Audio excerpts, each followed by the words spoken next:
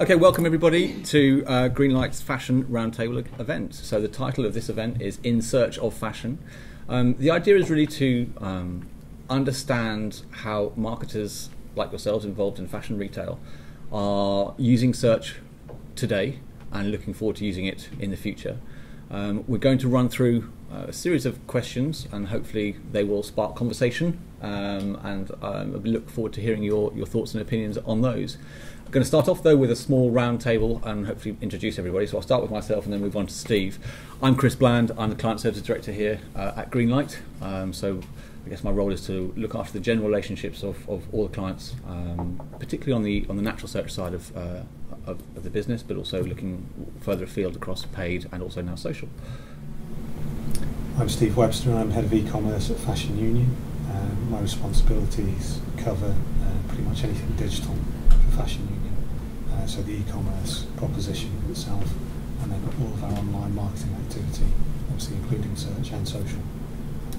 It's Pawan Khosla, my name. I'm Fashion Union CEO. My name's Miki, Clarke. I'm from Debenhams. I'm the SEO manager there. I've been there for just over a year now. And so I predominantly look after just natural search, but work closely obviously with my paid search colleagues. And literally it's you know a large website, so it's a big job looking after SEO for them. But yeah, here to hopefully learn some other opportunities. Hi, I'm Martin Cowell. I've been at Next for 3 years now. Started off very much with the PPC affiliate side of things, a bit of SEO, and now I'm full-time SEO, 100%. That's my role at Next now. So yeah, very much working with an agency as well as sort of spreading the SEO word around the business as well, trying to break down those barriers. Right. I'm Anna O'Brien and I'm Greenlight's Director of Social Media. My remit is basically ensuring that we do some really great social work. So recently joined from New York and I'm excited to kind of see how the London scene does social a little bit differently and implement things that are going on from better. That's fighting words. Okay. I'm just kidding. Hold down. I'm Hannah Kimuvu. I'm the Director of Paid Media at Greenlight. I've been with Greenlight for 7 years. My remit essentially is to develop our paid media strategies for our clients, both in the UK and also internationally as well. I'm Giedre. I work for Reiss and I'm responsible for acquiring customers via digital channels. So that would include everything you could think of, search, paid and natural, affiliates, display advertising as well as social. So another big job. I'm Guusje. I'm from MIH Jeans and I run the e-commerce site that we just launched 6 months ago. So it's kind of an interesting difference from all of you guys because we are just starting really to look into, well, we're working on SEO and we're working on social media optimization, but we're looking now into some other and new channels. Hi, I'm Caroline Ty, also from MIH Jeans. I'm the Director of Sales, so I look after all of wholesale and in the last 6 months e-commerce sales and overseeing teams based in London and New York. So I'm here really to probably greenlight some investment for this lady. Okay. For SEO. I just wanted to ask you, Giedre, in terms of search and social, just our kind of our opening gambit. Arriving sort of at a new brand, what's been your approach to kind of looking at that budget and understanding the lessons that you've learned previously and going, right, where do I want to put more emphasis or less emphasis, and how have you made those decisions? Yeah, you still have to work towards some sort of cost of sale, obviously, right? Because that's how the budgets are built in any company. Mm-hmm. It's quite straightforward paid search, because I think it's the easiest channel to track and it's the easiest channel to measure. So when you invest that much, you get that much back. So once you build the commercial model behind on your average order value and your conversion rates, then it's very easy to understand how much you can invest. And you know, the data is there for other similar brands and how much they invest. You know, Google will be happy to share the impression levels impression shares that each of them would have. So, you know, it's not really difficult. With natural, as I said before, it's trickier, especially for kind of inspirational brands like Reiss, because I think natural search has always been neglected. There's always been a side, for example, our site changed, e-commerce service provider, platform provider, I think 3 times in the last 3 years.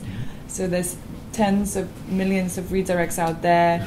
We haven't even been looked at properly because there was nobody there to really sort them out, because there wasn't knowledge in the business. So I think it's quite common in fashion brands in general, and there's always this challenge of where do you start once you sort the technical side of things, or your on-page optimization. Then where do you start with your rankings, and where do you start with your search volumes if you don't rank for anything? You know, what sort of magic do you have to play to really get those rankings when your competitors have been doing that for the last 10 years?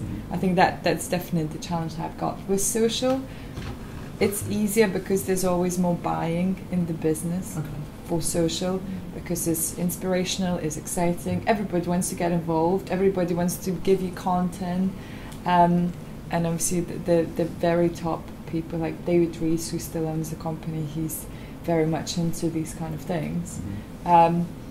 But I guess when it comes to the results, and when you start looking at how much traffic it generates for you and how many sales it generates for you, then you tend to look at not that many percentages for overall sales. So I think social needs to be done there, just to showcase what you've got in terms of the exciting content and the image of the brand. But to be honest with you, I don't think it's the main driver for sales in this case. Or at least we can't prove it because they come directly to the site. I know, I can't resist coming to you at that point. So obviously we've talked about the desire to do social, and that it's an important part of the mix, and increasingly so, and brands kind of feel almost compelled and very akin to it. They feel very at home doing social.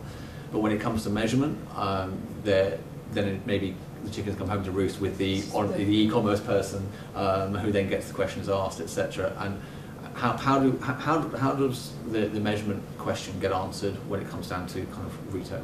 I wish that there was an easy answer to say magically you do this and press the button. Congratulations, you've got ROI. I think the problem that social, the beauty of social and the problem of social, is that it can be measured, but that gets mistaken for perfect measurement. So people say, oh, well, I can track all the links that, you know, all the people that click on this link and go and purchase, and therefore I know how effective this campaign has been. Well, the reality is, and this goes back more to the way people interact now, traditional advertising is suffering a little bit of a fatigue. People are used to seeing TV ads, they're used to turning them out now. Billboards are not as effective as they used to be because people just don't register them anymore. However, with social, people do register. So you're beginning to see brand affinity and front of mind presence being built by social campaigns. So while you can measure some of the direct purchasing, you can't measure that movement to top of mind. So one of the things that you can do, and kind of a replacement for that, is if I'm running a campaign, if I'm running a promotion or something, or if we're doing something in social, what is the changes in site traffic been? How does that correlate with the activity? Now, the other problem with that is being aware of everything else that's going on. Everybody's always like mixed media modeling. They like to throw that word out like it's the easiest thing in the world to do. It's a mess. It's hard. Most people don't keep very good records of what they're doing. Dates change when things go out, so you're never quite sure if this went out on the time that it said it was supposed to go out. So at the end of the day, it's hard, but the easiest way to look at it is changes in site traffic. If people are talking about your brand, that does mean that they are at least more aware of it, and so you can attribute some of the sales. One of the arguments that has been made throughout the time in advertising, and I guess I have to make it because I work in advertising, is the point that if Pepsi or Coca-Cola all of a sudden decided to stop advertising, they just said, never again will I advertise my product, would everybody be drinking Pepsi and Coca-Cola? We don't know, because it's never going to happen. No, it's being straight up. So there is never been a situation where people have completely cut a type of communication out to really say, well, you don't need to do this. That the brand affinity is so high that you don't need to do it. So in short, in summary of the answer is, there are great ways to measure social. There are a lot of opportunities as far as click-throughs and measuring site traffic. But at the end of the day, you'll never know that mystery piece of the equation other than saying sales are up in comparison overall. I mean, that's the hard thing. But there is you can do a lot of measurement around it. Has anyone carried out a piece of what they would regard as kind of pure social media kind of campaigning that they think has either worked spectacularly well? I know I was going to say the opposite, I know, but what lessons have people learned from stuff that they've ventured in terms of social so far? I think what I feel about social is, I know it sounds crazy, but especially with Facebook, I find them inflexible. No, it's totally true. Because with Google, it's quite straightforward. You've got your account manager, you've got all these tools to play with, and it's very open and quite transparent. When you start digging around social media and the tools you have to use, you want to build one tab or change one image, you have to access the APIs, get the developers to do it. It's just so many things that need to be done, and they all have to be paid for. So once you start really doing it seriously, it's actually costing you quite a lot of money. I think that's the funny thing. Everyone's like, social media is free. It's not. It's not. I don't know who made that lie up and told people SEO is free, isn't it? Yeah, everything's free, guys. Advertising is free.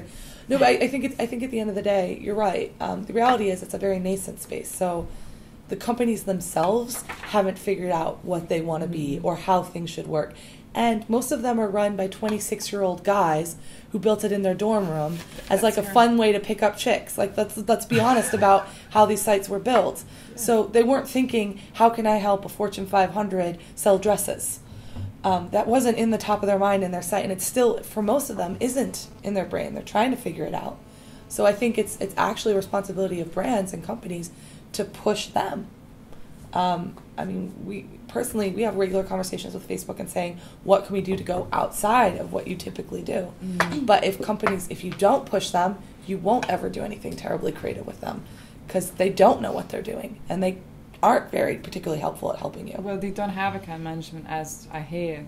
All of them are sales managers. Mm-hmm. So every single time you talk about the problem, they tell you about the advertising packages they've got. And that's not exactly the solution that you're looking for. And another thing, them changing the codes, they don't tell you when they release the new version of Facebook, and if you build some sort of solution and a new type or a fancy campaign around it and then they change it the day before, it wouldn't work.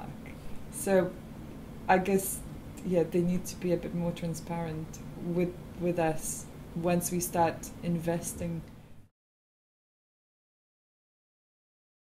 So there's been a lot of conversation about social networks, so Facebook, Twitter, but what about the kind of non-traditional social media? So we're looking at ratings and reviews, any type of user-generated content.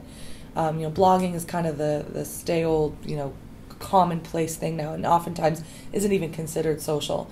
How do you feel those are fitting into your programs, and especially with ratings and reviews, which have such a huge effect on fashion purchasing? How do you manage that? So that's a loaded question. So that was one thing which I was going to say is absolutely it does sort of merge in with social, because I think especially with Google +1 these days, it's all going to be based on, okay, so you so and so people like this, and actually two of those people so it's all sort of social recommendations, because I think I guess there's just so much review data out there these days that actually they want to sort of try and prioritise it and present it in a way that it means means more.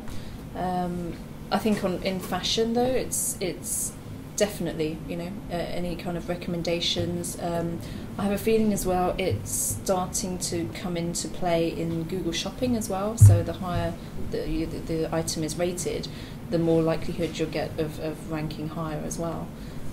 So it's hugely important, and I guess for the business as well, just to know people's feedback and as I think recently one of my colleagues, well, the department head was quoted in Marketing Week saying that actually we send it back to the product team so that they can factor it into product design. It totally makes sense to get user feedback and obviously have that user generated content UGC on the actual physical pages itself, and then you've got content there written for you. So totally makes sense from a search perspective. Do you think this represents kind of a shift in the way that users approach buying fashion online, from being one where in the past they might have been searching for people who might have the kind of product that they think they might want to buy, i.e. typing dresses, to being one where they are looking more for recommendations, and they assume that the product is online, so they don't need to search for it as such, and they're now looking for people to suggest things and be, so they're further down the buying chain, if you like, into the kind of, well, give me some ideas, I know it's out there. Is that a different, is this a fundamental shift in the way that people are using online media for buying fashion? I would say so. I mean, obviously Debenhams being quite broad, I mean there are certain areas where I'd say sort of like the homeware and things like that actually can have more of an impact, because there can be kind of, I don't know, I suppose features which aren't immediately visible in the photography that we have, the images. But yeah, absolutely. Obviously, good reviews are beneficial. Obviously, the bad ones not. So but yeah, absolutely. Just having the stars, it's kind of. To jump in there, I think sure. Amazon and Marks and Spencer's have released case studies in the past where they've shown that reviews that include a negative review, the user can easily dismiss because it doesn't relate to them as an individual, actually get a much higher conversion rate than just positive reviews. Yeah. There's actually a study that was done by Bazaar Voice, which is a commenting system, that showed that if a product has negative reviews, it does convert higher, solely because, especially with fashion items, if something is fitted smaller or larger or shorter or longer, someone who's petite might see that someone said the pants were too short. They'll be more likely to purchase them because it's more fitting to their body type. So it's that negative reviews are actually shaping people's understanding of the product just as much as positive ones. So I think that's kind of one of the things that businesses face. How do you judge what's a negative review that's appropriate to keep on your site, and what's in a negative review that you pull? We actually leave especially on social media, we leave negative sites onto our Facebook page, and what we found is after a while it polices itself, and our true core fans start fighting against negative reviews. You do get loyalty with it.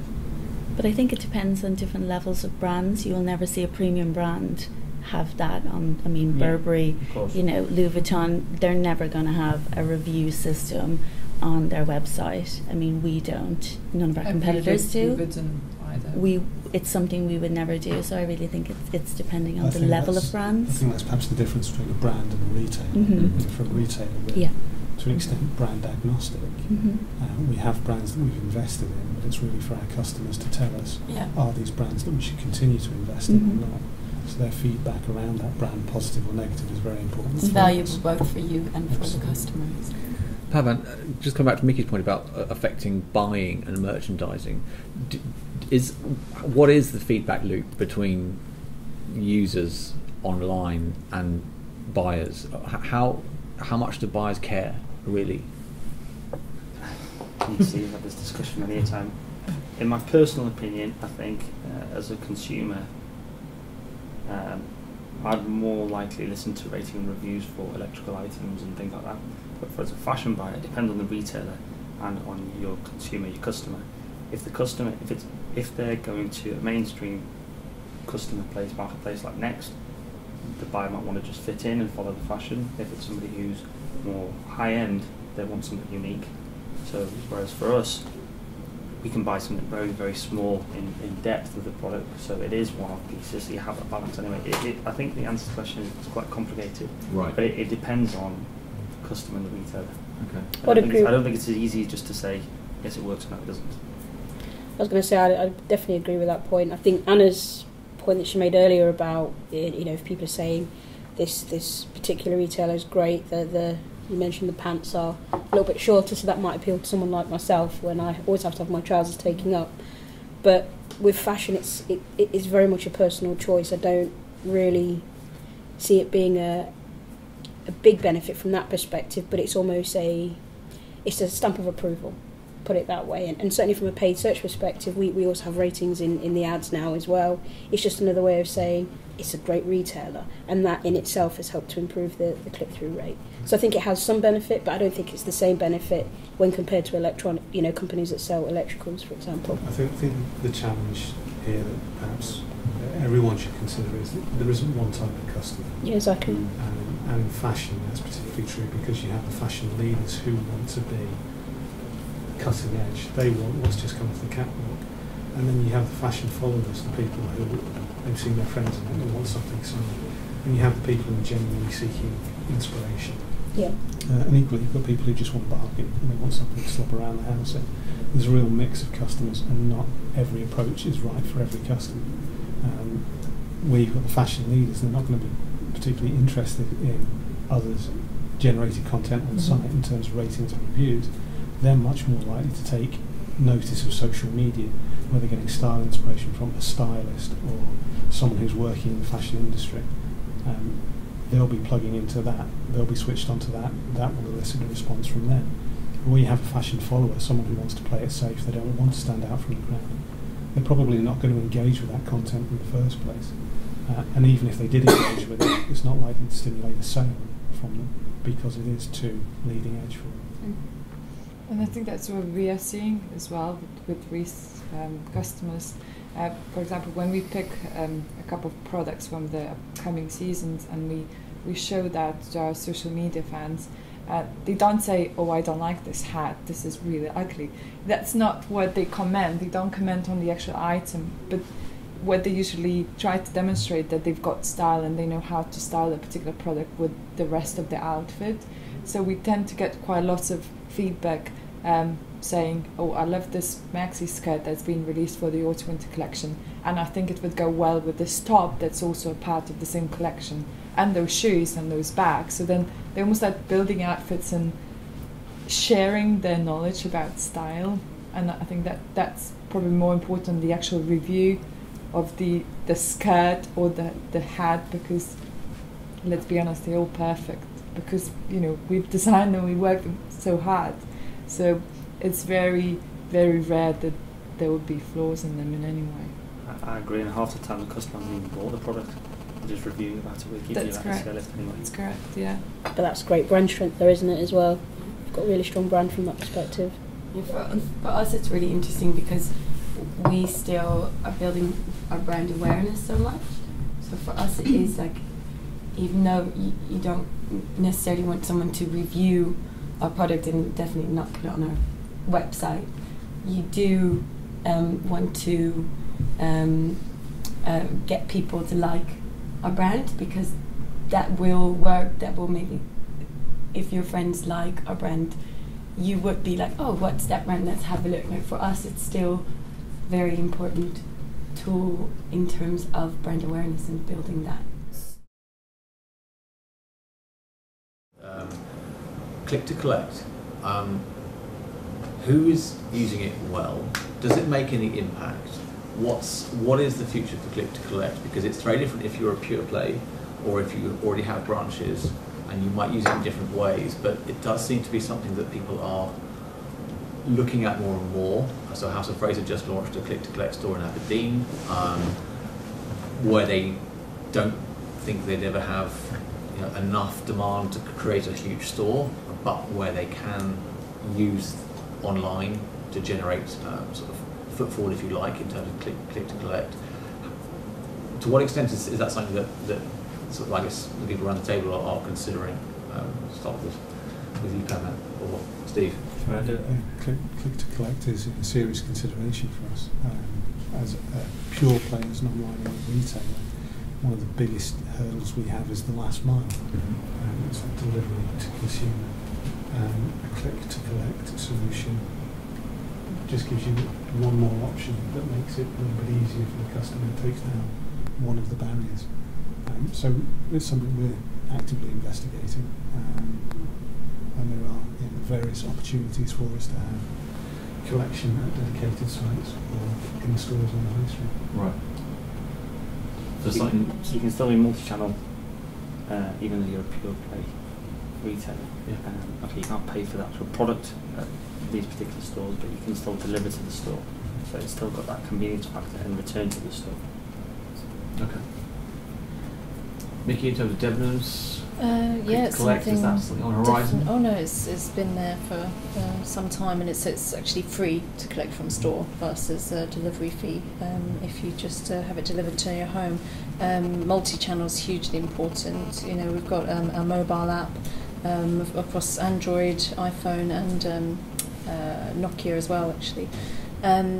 And also we have these kind of kiosks which have been hugely successful in some of the major stores. So if, you know, and this is the big challenge I guess with fashion, is getting the right sizes and right products to the people in the right places. You know, if you've got multiple locations, it's obviously a big headache.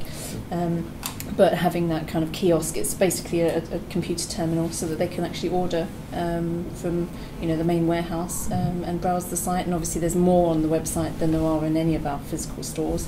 You know, we don't have floor space as a restriction. So yeah, it opens up massively the sales potentials. Martin?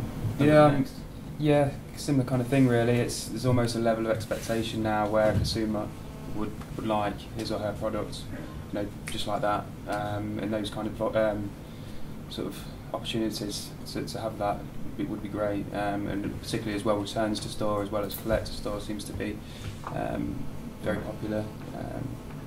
Yeah, it's. Does it have an impact on return rates? Does it improve them? Or? Yeah, I mean, yeah, because we're predominantly credit based. We obviously get a lot of our customers purchasing more than they would typically want. So they'd buy 4 dresses, for example, knowing that they're probably going to return 2 or 3, and those avenues just let us help that a little bit better. Giedre over at Reiss, is that something that Reiss is exploring? Definitely, and obviously it is a standard offering for most of the bigger retailers. We're yet to launch click and collect, but I don't think it's very far to the actual live date. Right. And that just joining the stores to the e-commerce business and making that connection for the customers, because really they are the same customers and they do go online and they do go in stores. Because now it's even hard to tell where do they go first. There's such a mix of it. You know, there used to be a big kind of opinion that yes, they go online and search first and then they go to store, but I think it's really hard to really work that one out now. I think people go in store first and then go online, and they go online and they go in store. It's a complete mixture of things, so the offering needs to be there. And for MIH Jeans, obviously, as a more of a brand, do you see there as being opportunities with Click to Collect to potentially have a kind of retail or high street presence to any degree, or?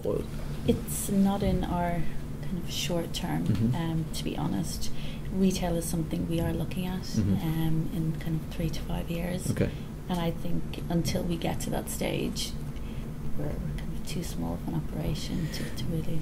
Does it also represent some kind of a threat as well, in terms of if people were, if it was possible for Click and Collect to have more of a more than just kind of literally just pick it up, maybe to have some changing rooms and multiple brands represented there. So I could potentially, as a consumer, turn up and say, all right, I'm going to have a MIH Jeans, I'm going to have something from Armani, I'm going to have some Next Jeans, and I'm going to have, and I'm going to try them all on and see which ones, whether it's worth me, spending a bit more or whatever it is. I mean, that's currently it's quite, unless you're walking into a department store with the right number of concessions, it's difficult to do that. And Click to Collect has the potential to offer that kind of intense, brutal competition right there. Yeah. You're diluting the conversion to your brand. Right. So I think it would affect the sales. Mm-hmm. You've also got less of a control over the user over the experience, the customer experience. Yeah. Okay.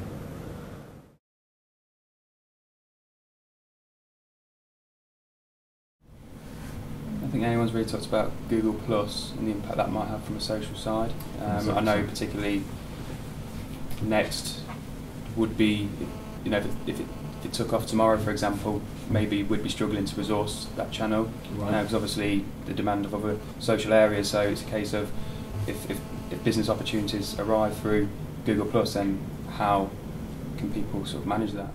I guess there's two sides to that. One is managing it as another channel for people who are, as another social network for consumers, but there's also, at some point, Google will allow brands to appear on there, so it is rumoured, and then you're going to need to have a platform presence, right? So there are 10 test brands in Google Plus right now, but they're like hallmark blue chip brands. So we're looking at large auto retailers. I think Coca-Cola is one of them. Ford as well. Ford. That's what I was going to. Ford is the one that immediately came to mind, but that's because Scott Monty has a really great relationship with Google. Okay. Yeah, that's how that happened. Okay. The interesting thing about Google Plus, which is entirely different than any social network we've seen, is they are very brand and consumer focused. So where Facebook, when they create something or change something, it's not usually in the consumer's best interest, it's in Facebook's best interest. They're less open about privacy settings, they're less comfortable with that, with being upfront with that. And they catch a lot of flack for it. I'm sure you guys have seen at some point questions about Facebook privacy issues and so forth. Where Google Plus is trying to take a different approach and basically distinguish themselves is by being very upfront with how people's data will be used. You're able to communicate what you do not want them to have access to.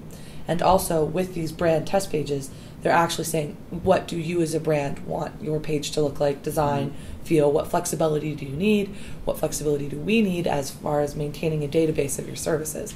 What that could potentially mean is a more flexible environment, like what you talked about earlier, for brands to actually create content and interact, which currently Facebook makes very difficult.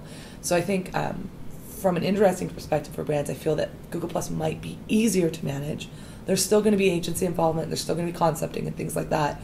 But as far as the day-to-day tasks, the hope is that with that feedback that they are doing with the test accounts, that they will be successful in actually making the process for brands better.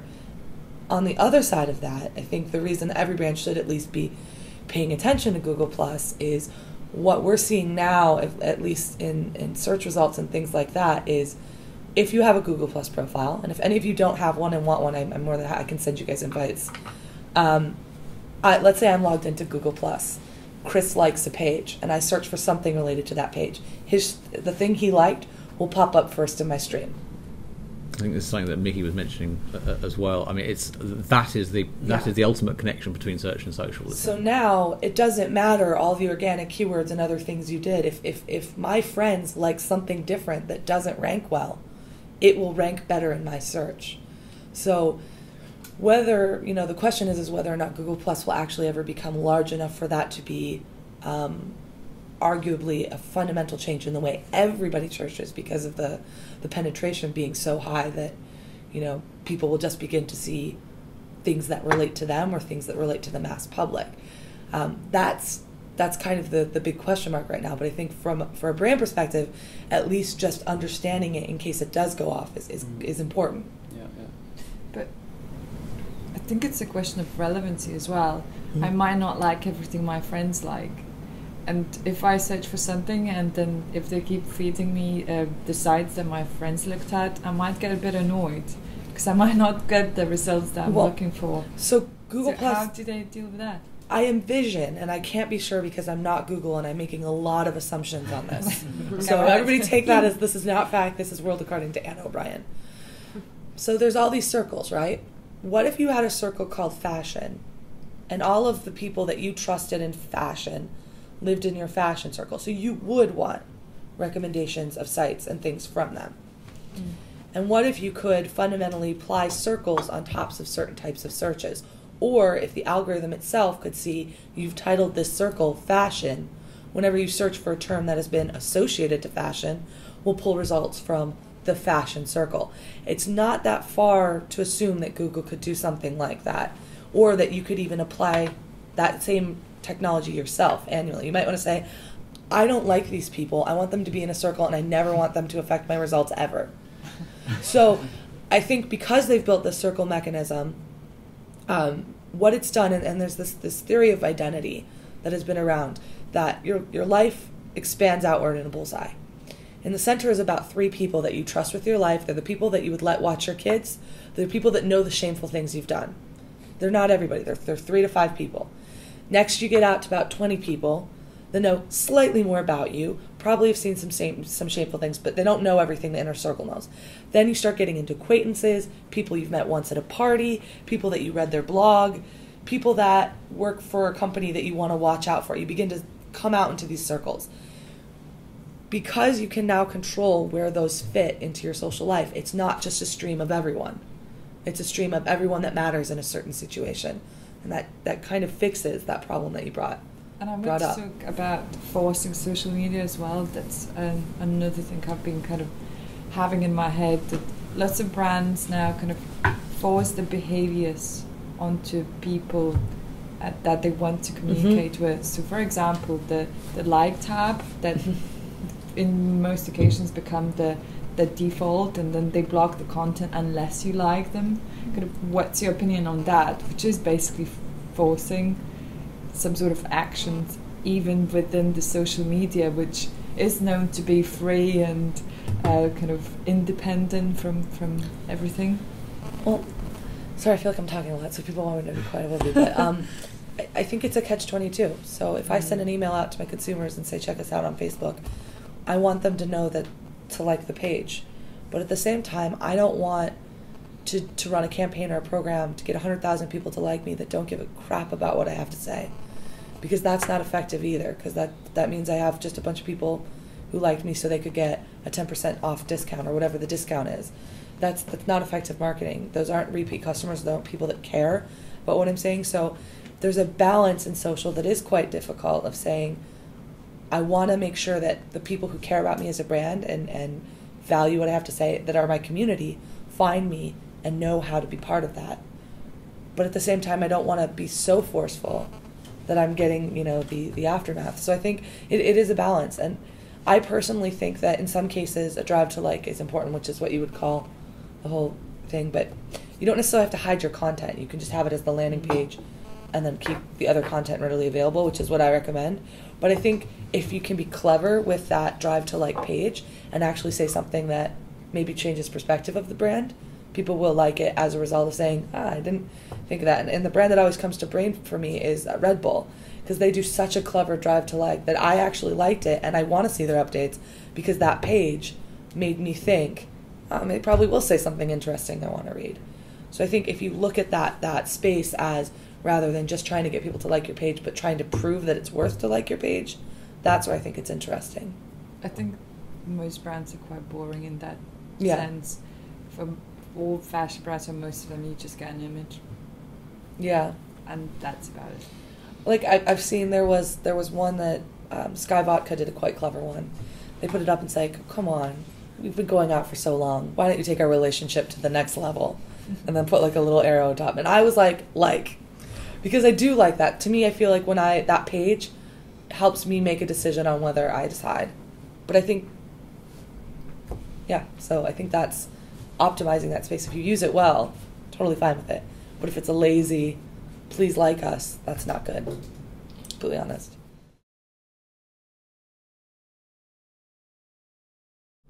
And Facebook advertising? What do you think of that? It's changing massively. So it's been around now probably 2 years actually. It's from its first initial I suppose trying to take on Google in terms of the way that it works. So again, you've got a bit of text, you've got an image. Either you're forcing people to like the page, or you're potentially taking people through to the website. They're actually quite innovative in how they approach. So whilst Google announced their version of behavioural targeting probably the same time as Facebook releasing their advertising program, I think Facebook, obviously because of the data that they have at hand, they've really used it. So certainly one of the success stories that I'm seeing from Facebook is the sponsored stories format. Mm-hmm. So when you kind of, it's almost a promotion from the direct acquisition ads. And again, going back to a conversation we had earlier, it's about not forcing your fans, but your fans are naturally endorsing your brand and talking about it, and it's quite exciting. So to pick on the point that you made earlier, Giedre, about from a social media point of view, if you throw out a dress then your fans will talk about how it would go great with this bag or these shoes. So Sponsor Stories works in a very similar way. The interesting thing about Facebook's advertising program now is we are seeing acquisitions from it. It's not, yes, it's a branding channel, it's a community channel, but we can put an ROI against it. And the ROIs, I have to say, are getting very, very similar to Google's display network, for example, where again you've got the usage of behavioural points to obviously target your consumers. And also the scope in terms of the ad format, and I think that's just really all blending into how paid search itself is changing. I mean, certainly for Greenlight, we've gone from paid search to paid media, because it's not just about words, it's about pictures, and Facebook's helped massively in evolving that. So everyone always talks about Facebook's advertising program, serious competition for Google. I just think it's a complementary program to Google, but it's something I think everybody should at least try once. And don't do it that way, do it this way, because of the way, the mass target audience that you have at your disposal. And I think one of the important things also within that is to explore different formats of Facebook ads, because they have so many. So many. I mean, for some brands, it's going to be great to do. You can promote a piece of content that you've written. So if you've done an interesting video, or you just have something you want to ask people questions about, those are going to get a very different type of response than something where you're actually promoting the page itself, or you're doing your friend likes this type of ad. So finding out what works for your brand and committing to testing it, rather than just saying, we tried this ad, it didn't work. Yeah. Because there are so many ad formats and they do result in different activities, and you can't really tell. It's not cookie cutter for each brand which will work. It really depends on who's your fans now, what type of content you're writing, what your goals are. So I think committing to doing some testing for it is really important, and I think something that is often kind of overlooked. And look at your fans. That's normally where we start. We look at what the fans talking about, and then use that information to decide what advertising format is best as a test. And then you obviously expand from that point of view onwards.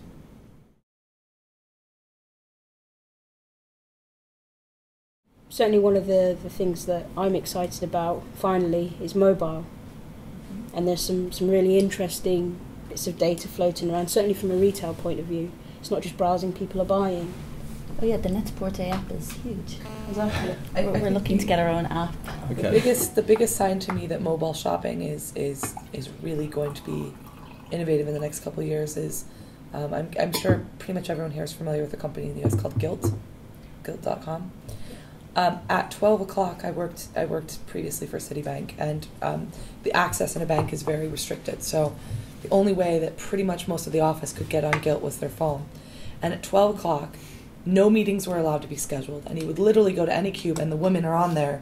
Am I going to get it? I'm going to get the item. All your credit cards info. And I would say that probably half, if not more, of their sales come from mobile, because it's people in the office place who want to buy. There's obviously the Gilt system, if you're not familiar with it, is they do a once a day sale, and they're usually quite good designers. So you might have Prada, you might have Marc Jacobs, you know, everything from jewelry to clothing to getaways to homewares to pretty much anything, but it's a limited amount.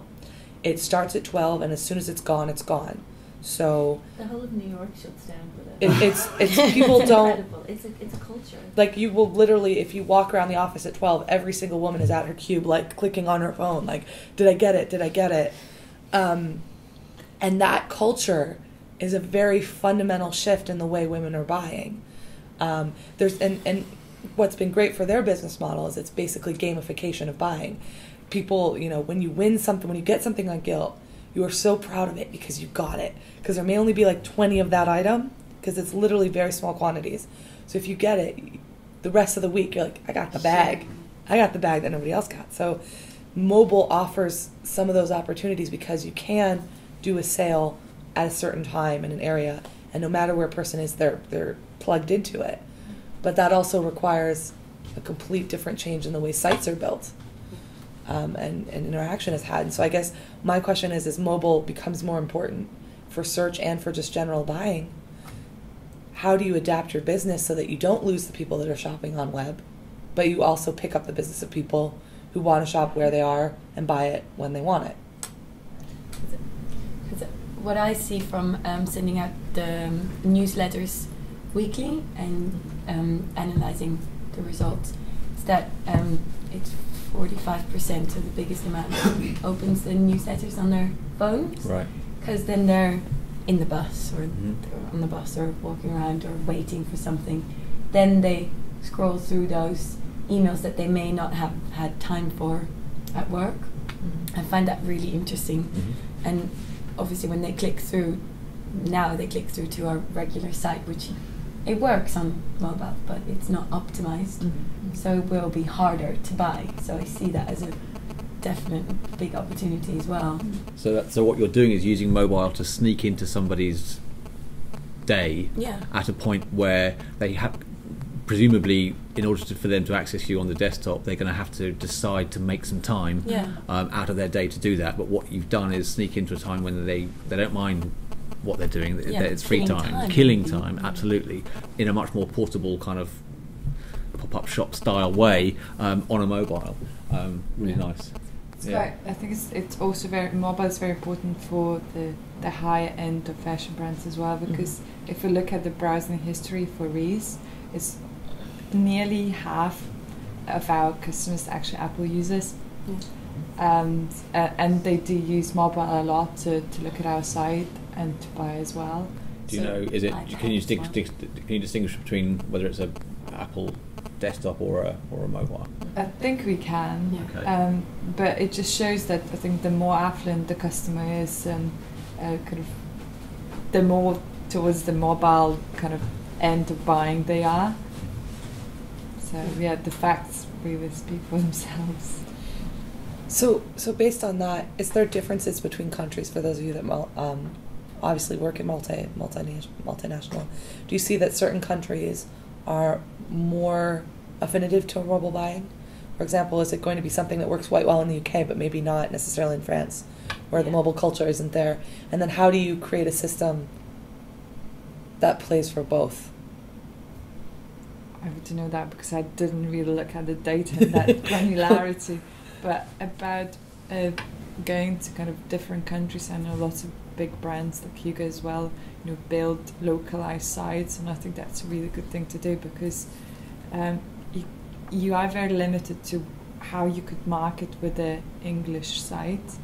And even if you've got currencies, which is the first step towards kind of international expansion, still, there's so many things you can't really do unless you've got a localized site with customer service in a local language that people could relate to. Otherwise, your competition will stamp on you.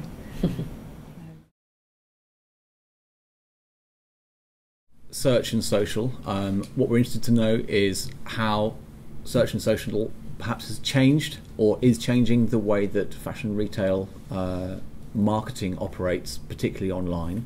I know that search has been around for some time. Social is a little bit newer, but search is developing all the time as well. And I'm interested to hear perhaps from some people who've start off with maybe you, Martin, in terms of sort of searching. Obviously, been looking across all of the channels, but now mainly focusing on natural search. Why is it that you've come to kind of focus on natural search, for example? It was basically the business thought it was time to kind of push more resource into that area.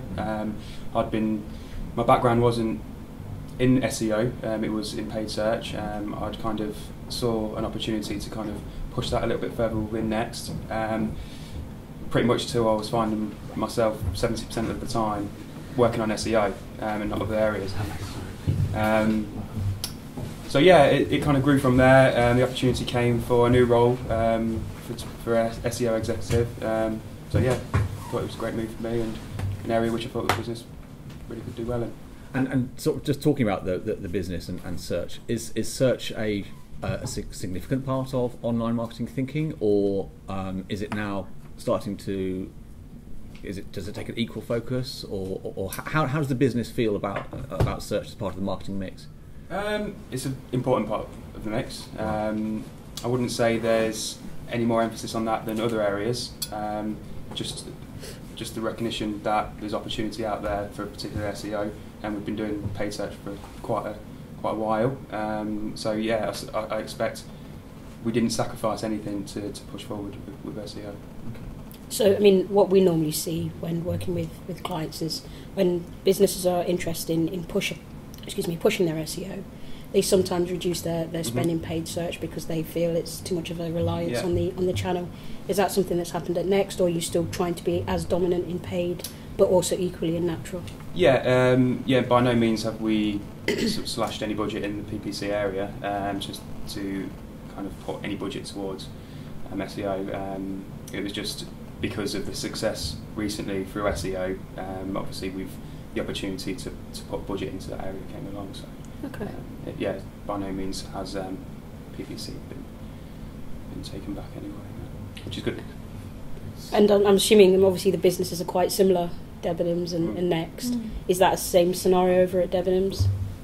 Well, I guess taking me on, or opening up to an SEO sort of role, specific role, because there previously wasn't. My boss would look after sort of both channels, and I think by her own admission, she kind of wasn't an SEO specialist. We still have an SEO agency, but very much there was the need to have someone in-house to be dedicated, to really interact with all of the different areas of the business as well that are all tinkering with the site all day long. You really need to kind of spread, as Martin was saying, spread the SEO word and really educate them on what's good and what's bad for SEO, because I think having such a large website, me just single-handedly can't deal with SEO on my own. I really have to rely on empowering other people to kind of all work together. What do you think? What do you think are the key things that you're having to educate around, particularly when it comes to that might be specific to fashion retail? So I guess it's really teaching the fundamentals of SEO, and about if you change the name of a category, then you have to set up redirects. That's obviously something which is very basic to us, but but that's completely new to these people. They often won't have had much experience in SEO previously. It's very much about getting in with the people who are making the decisions as to who's creating the category names, where are things, how are we linking to things, in which order are we linking to things, to what kind of products we sell, what kind of brands we bring on. It's a lot actually, and then getting more in. Tied in with PR, getting becoming aware of what they're doing, making use obviously of their press releases, social even, we need to get sort of tied in with them, obviously help them along in terms of trying to promote their activities even further. Obviously they have a lot to do with the press and bloggers, etc., that they have relationships with. That's kind of and then even down to sort of the product teams, people who are doing the merchandising, and as I say, a big one is actually in terms of the ranges, and if we see search volume going up for a particular range, and actually our range is quite weak, bounce rate is becoming a big factor in the algorithm, certainly for retail, I think, at the moment. Anyway, having been so focused on it for the last year, range and bounce rate is a key factor, I think, when it comes to natural rankings these days. Okay. How technical do you get when you're talking to people internally? Because obviously bounce rate and algorithm are things that the average merchandiser / buyer is going to find difficult to understand, perhaps? I hold regular SEO training sessions for various teams. Held one yesterday, and I don't want to make it too technical, but just making the kind of stark examples of, okay, this is bad and this is what Google sees, and it's just kind of opening their minds to, okay, it's not just about what's physically on the page, and obviously images look great, but for search engines they're pretty, they're not as useful. Regular training, and obviously sharing any data or learnings. I think by having someone there that's dedicated and that is literally monitoring natural search almost, certainly on a weekly basis, but in terms of the figures and the stats that I see, it's sharing learning, saying, okay, so you made this change a few weeks ago, this is what's happened, and really opening their eyes to, you're then responsible for this trading manager here complaining that they're not selling as many handbags. Right. So, you've got to be kind of held not accountable, but it's just raising awareness that, there's a cause and effect. And can I ask, what do you use to kind of track all these changes that happens on the site? So a lot of it will be, we have Omniture, which we pay a great deal for, as do a lot of the big retailers, I think, just because it seems to be the one that you go for if you're big. But to be honest, I use Google Analytics quite a lot because actually it's very intuitive. Some of the graphs are very easy to read and gauge. Obviously, I keep a kind of a scorecard and measure ranks on a pretty much mainly on a monthly basis actually, but I'm hoping to get something in which will actually track things on a more regular basis soon. But yeah, it's really about having that kind of granularity across reports. So fair enough, you can kind of measure everything and say, okay, my average rank is, but that's actually pretty useless.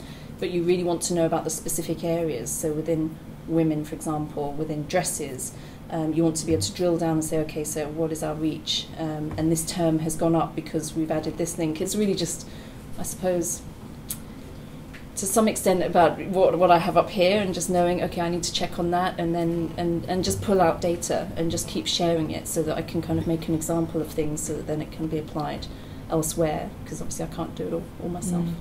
But yeah, and as I say, communication, I think, we have the online marketing team very much have regular meetings with the areas of the business to kind of share what works and what doesn't.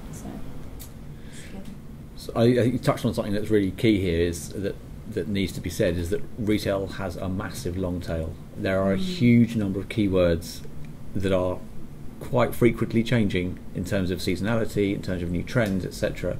And for a business like Fashion Union, where you're covering a large range of clothes, is that how do you deal with the sheer scale of what search and social kind of could yield? We just get on with it, Chris. Right. Okay.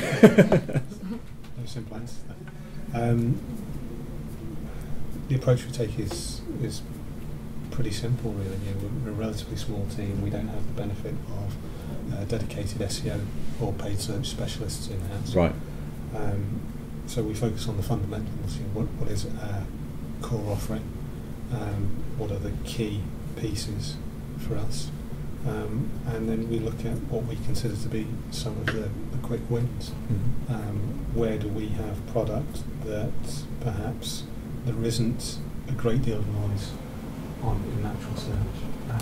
With relatively little work, we can make sure that we're on the first page for particular brands that we carry that have good product, that have their own PR and social activity that we can piggyback on. And optimise to get those quick wins in while we try and build from the ground up across the rest of the range. Okay. You just mentioned quick wins. I guess just a question for everybody.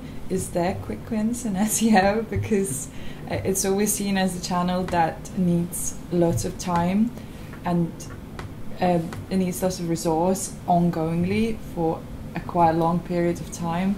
So in our situation, obviously, it's always really hard to go to the team, especially the senior guys in the business, and say to them, okay, we're gonna get this volume of search and we're gonna really rank for these keywords maybe in a year's time, and that doesn't go down with them. So right. Is there quick wins in SEO? I think that's my question.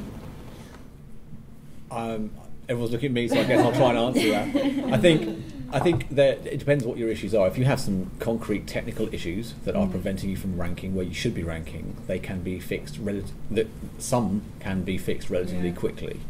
So that is a quick win of sorts. If you don't suffer from those kind of issues, then they won't be diagnosed, and therefore you will have fewer quick wins. That said, while Google has got a lot quicker, the caffeine update of about kind of 12 to 18 months ago now has meant that it responds much quicker to changes in either off-page or on-page, which is great. However, your ability to implement those things, your ability to spot where they need to be changed may be slower. And obviously the ability to kind of improve off-page credibility to get ranks higher potentially can take time. Link building is horribly laborious and painstaking if it's done well. So that concept of requiring upfront investment for a return is something that SEO is a key issue behind the SEO channel, and something that paid media, thankfully, is able to prove for us. So, or we're able to at least make some attempts to understand the value of the investment that we're making through SEO through making an investment in paid media, which has this much quicker response that we can see. That said, with SEO also, people are always link building around you. Your competition is always link building, so there is work that needs to be going on regardless, and you are going to be losing ground to that. That's not to say this is some kind of arms race, because you can work smarter rather than just simply kind of throwing more links at a problem. But that concept is also valid to an extent in SEO. So I think there are quick wins. I think they can be found, particularly when they're technical. But I think you're right. SEO does suffer from this drag effect of being organic. You know, it can't be produced artificially by simply paying for it, and that is its fundamental problem. That is intractable from the nature of the channel. That is what it does. That's what it's about. I'm interested in hearing perhaps from MIH Jeans in terms of the difference between the three companies we've heard from before being kind of retailers, and while you are retailing online, you're representing your brand as well much more. So do you find that the balance between the use of search and social is different because of that? Yeah, I think so, definitely. Okay. Because social media has brought so many opportunities as well for growing SEO in the same time, like being much more, having a much bigger presence in social media makes that we are found quicker online as well. Right. So as we don't have a proper budget in place yet to invest in, because even though search engine optimization is exactly unpaid for, we would have to obviously invest in someone to optimize that. Yep. So we don't have that possibility yet, because we just only started 6 months ago. So for us, it was also a case of, okay, how are the first 6 months going? How are we doing without having to invest too much? And now, as it's shown to be doing quite well, we're looking into, okay, what can we do from as of now and invest in more. But I think in the last 6 months we really tried to align our social media with our website and with our e-commerce site, and from that we already gained so much traction that for us that has been really a big opportunity, I think. So I was going to ask, have you guys been selling your product through, I think you partner with House of Fraser and maybe ASOS as well? Yeah. So you're selling your product through those brands? Yeah. So have those companies maybe shared any of the kind of results or learnings they've taken from selling your product through their websites? Is that one for me? I mean, our biggest global partner is Net-a-Porter. We've worked with them since day one, so for over 6 years we've partnered with them. They don't like to share information from their back end very easily. We're not a major competitor of theirs. We're so small, but they run a very closed unit there. So unfortunately, at this stage, we haven't been able to unlock that. I mean, it's a shame. I mean, one of the things I've certainly noticed in the last 12 to 18 months is a lot of high street brands have gone through, and even Reiss, you know, they sell through, I believe it's Selfridges and ASOS as well. Yeah.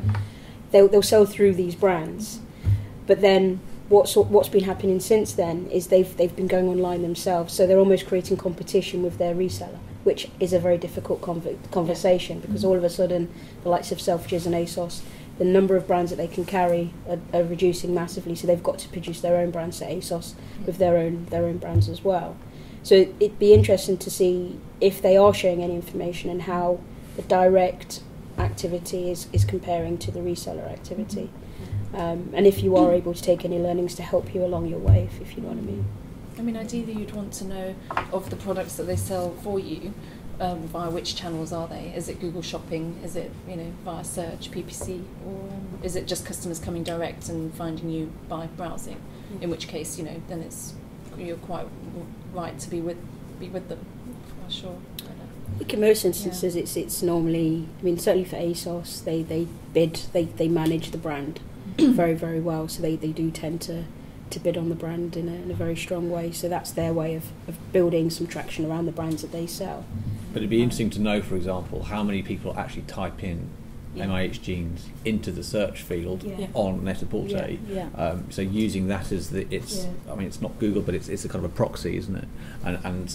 And also versus competitors, you know, and that sort of information, while you won't necessarily get it from Google, you might get it from other tracking facilities like potentially Hitwise or those sorts of tools, as far as you accept their data.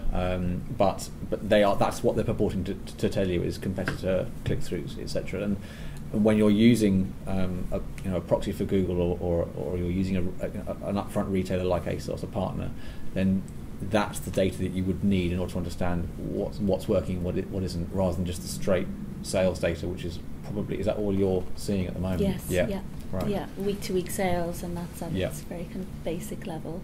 And is there much that you can get out of that? I mean, presumably seasonality. We tend to piggyback on their selection for our own website. Okay. We tend to find that other websites, the ASOS of this world, Neiman Marcus, Nordstrom Sachs, always want to know what edit Net-a-Porter have done. Right. They've generally kind of fine-tuned over the last 10 years what works for them, what doesn't, you know, and all the kind of style-wise, whereas everyone else is trying to learn that quite quickly.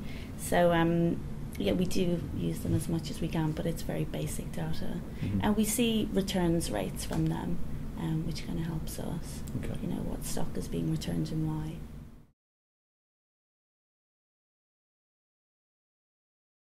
Just to bring Martin back in here, because Next have just come off the back of a huge social media promotion using the Next Top model, which is, you know, must have been an amazing experience. It was an experience. Do you want? Can you just talk to us about kind of, because that's really taking social very seriously indeed. And can you describe a little bit, as much as you can, around the strategy with that and how you kind of picked up with the social and the search around it?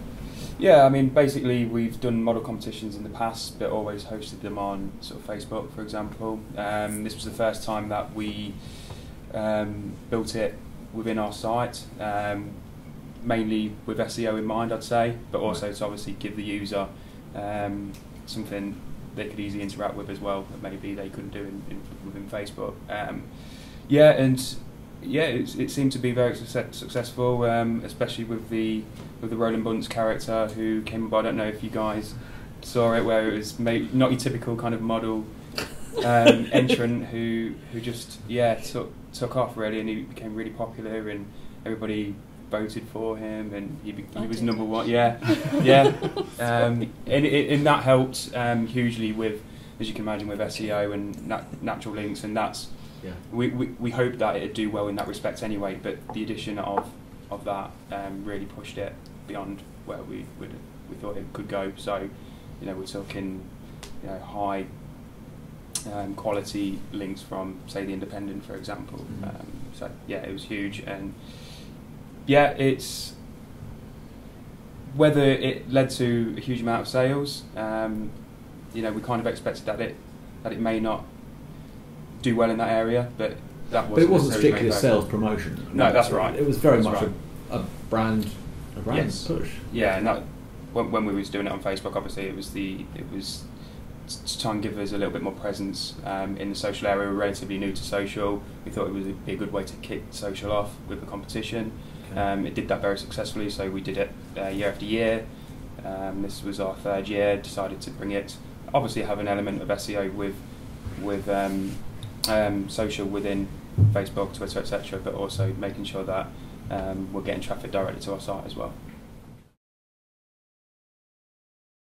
So I think the thing that is interesting to hear you guys talk about is this dispersion of different type of customers. But while they are very siloed, because of social media and because of the internet in general, and even because of search in many ways, those silos do quite frequently interact with each other. So is there a strategy for targeting certain groups with the hopes of them affecting the secondary groups? Or is that where bloggers come in? Well, I mean, that's the easy, that's perhaps the most obvious direction, but even just saying, what does this mean for social shopping? What does this mean for finding a way to get people who actually are more on the stylistic end of things to share the stylized product, so that those who might be less, risky with fashion sense see a comfortable and easy way provided by somebody else who's already basically given a stamp of approval to an outfit to wear it. So how is that traveling in that direction? Are you seeing that happen with the content you're putting out, and are there ways to take advantage of that? There's a variety of tools out there that support that kind of interaction and that outfit building. That's sharing it socially. ASOS Polyville, mixed matchment. There's dozens and dozens of them. Coming from an e-commerce background back in the day, where it was literally just sell the product, it always pains me to put something that I consider to be a distraction on site. I want the customer journey to be in, found the product they want, bought, out. The reality is, social media is now, it's about that engagement, it's about giving them the tools to create something and share something. And really, the challenge for everyone who is an online retailer, and we are pure play online, you don't have the benefit of the storefronts that Next and Debenhams do. What we struggle to do is recreate that social shopping experience of a group of friends going out on a Saturday, shopping together, trying on outfits together, having a coffee, lunch in between. That's very difficult to recreate. Things like a wardrobe or an outfit builder that you can share and pass between a group of friends and then post on social goes some way to replicating it, but it's still got an awful long way to go before it. I find that I find it very interesting, and it's almost quite ironic how pure plays have done a hell of a lot better at that. And certainly last year, when we were talking to a lot of retail businesses, all they ever spoke about was, we want to be ASOS, we want to do what ASOS is doing. And finally someone said in Retail Week maybe 6 months ago, can we all just get off the ASOS bandwagon and just be ourselves? And maybe we need to bring something new to the table, because ASOS does some great things, but they're not everyone, they're not everything, and it's not everything what the customer wants either. But you obviously do have to work a lot harder. But then it's almost quite disappointing when you see a traditional retailer or brand that has a brick and mortar and creates that perfect experience in store, but then completely fails when it comes to the online experience. And it's quite difficult, and it's very much brochureware. And certainly from an SEO point of view, it doesn't work, and for PPC, it doesn't work either. But it's very much brochureware. But then the interesting thing now is everybody's rushing like mad to get online and to compete. So the space become incredibly busy, very competitive. Going back to the questions, the second question on the board was, what are the challenges? And the biggest challenge is it's a really, really crowded marketplace. But it's also growing, which is interesting. So one of the things that we've identified at Greenlight through our sector reports is the fashion industry specifically has grown by 30% year on year in the last couple of years. So that's probably one of the fastest growing spaces in online, fashion retail specifically. Yet the competition's increased, and in certain keyword groups, the actual price, the cost per click, has increased tenfold. For example, dresses being huge, year on year, the stats are just shocking. Yet people still shop on dresses. I think they browse a lot more because there is so much more choice. They almost spend more time browsing it, and so actually if you're paying for the clicks, it's not really feasible. Maybe we should ask Google to pay on CPA from this marketing. Well, soon. Exactly. Has anyone seen the? So yesterday they launched Google Related, the toolbar which pops up. So that's going to be an interesting one. Already on, if you go to our website, if you're on a product selection page, it pops up and gives you other products which are on Google Shopping at the moment, and also other websites as well. So that's a little bit of a concern. Yeah. I think the interesting thing I'm seeing is that there is a very online, fashion-centric culture, but it is not seeping as much into the other categories. And that's what I was trying to roundabout ask. I mean, there is the really heavy core group of people who are interested in fashion, who love Polyphore, who love making lookbooks and inspiration boards and things like that. But that's not the same consumer as someone who really just wants to find a great pair of jeans, has no clue where to go, doesn't know what's going to fit, is trying to find what fits them and can't.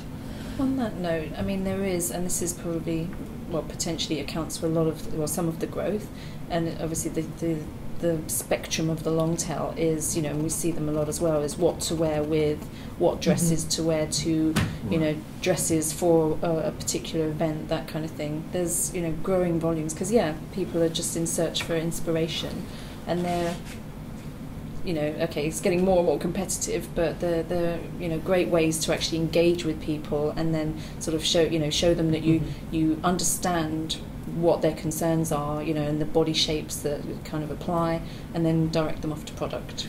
So just coming back to the point that I was banging on about before slightly, which makes me question about why dresses is still such the sought after term, because if people are moving in their way that they're using online media from being this kind of straight searching, give me the generic and then I'll see what's going on, to a much more motivated or looking for recommendation style of search term and the way that they use social as well, then why are these volumes behind, you know, these core dresses still hogging so much budget and attention from brands?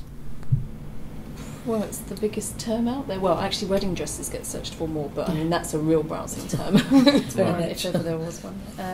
But I don't know. I mean, it's the vanity one, isn't it? That's what everyone I would wants suspect to that for. people Plus are. It drives shed loads of traffic. If you want. I think you need to start from somewhere. I think that's how they start searching. You know, you don't know before you start that you want, you know, a black dress with a bow and a crew neck, knitted in brown.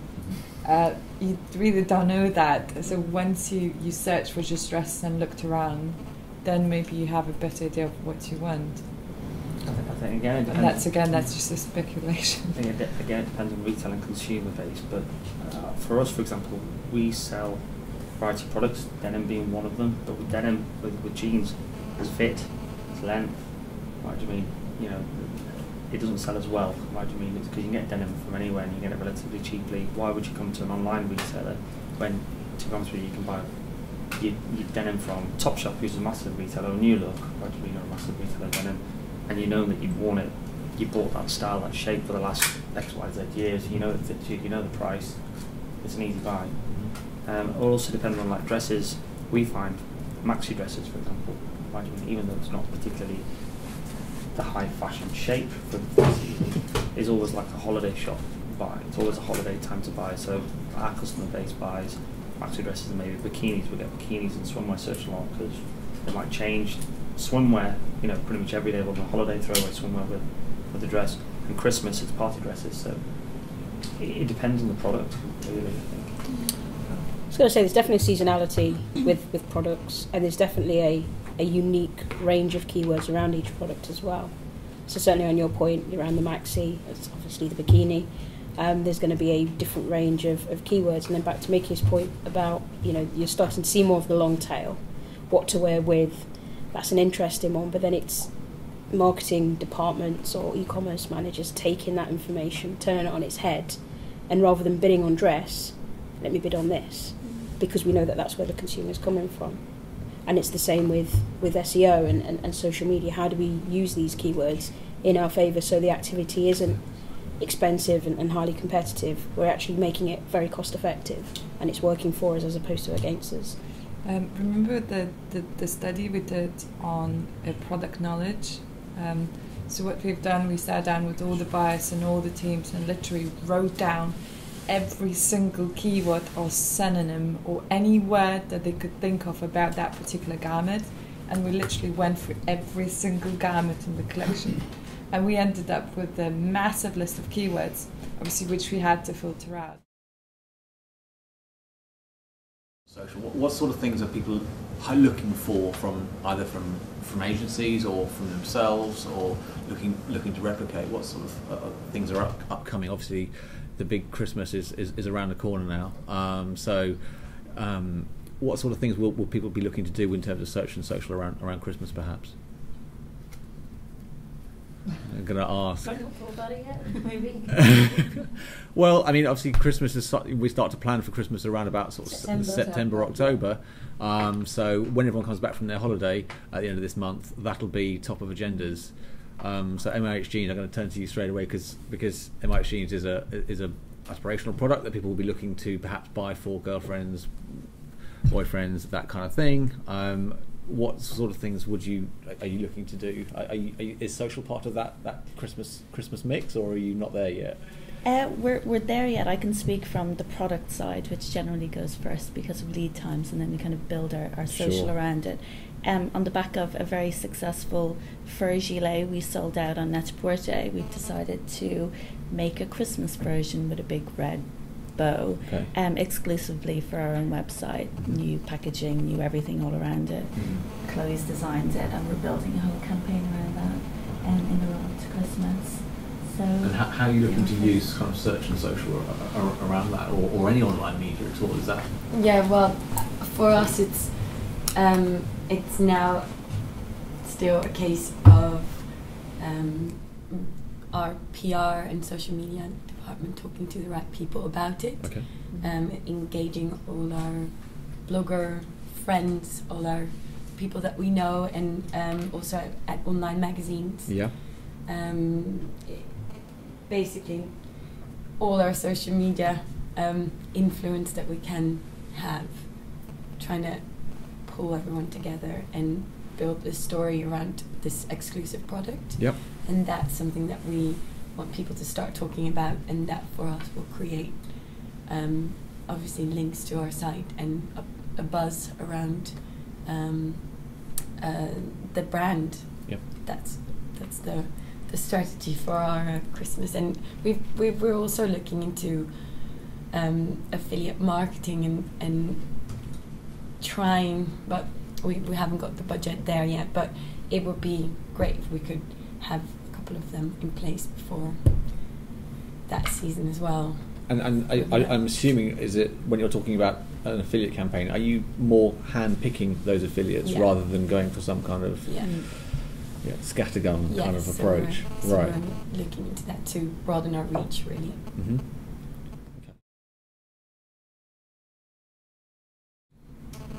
And just to open the question up a little bit more, and maybe sort of ask in a roundabout way what people are kind of looking forward to. Is there anything that you're looking forward to develop from agency side? What is it that you're working with agencies on that is something that you need to make work better? Perhaps is that? I think from my perspective, if I could do one thing, international markets basically. Right. That's the future. UK market, we've already said, is a bit sticky. There's a lot of competition, crowded. Yeah. And then the UK e-commerce community is more mature than European communities and American. I talk as if I'm an e-commerce expert, don't I? But I'm not.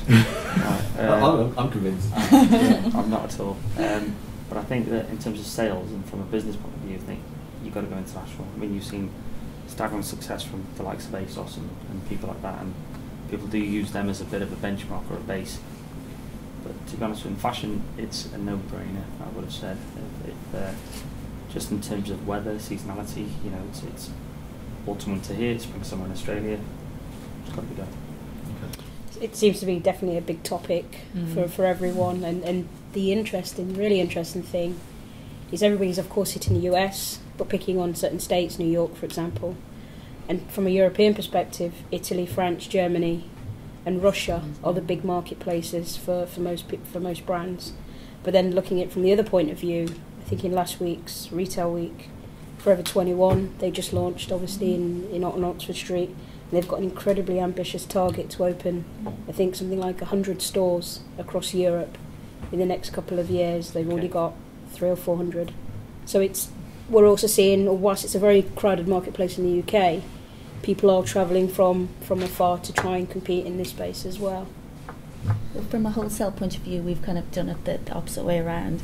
For 7 years, we've been entering as many countries and markets as we can in the best A and B doors.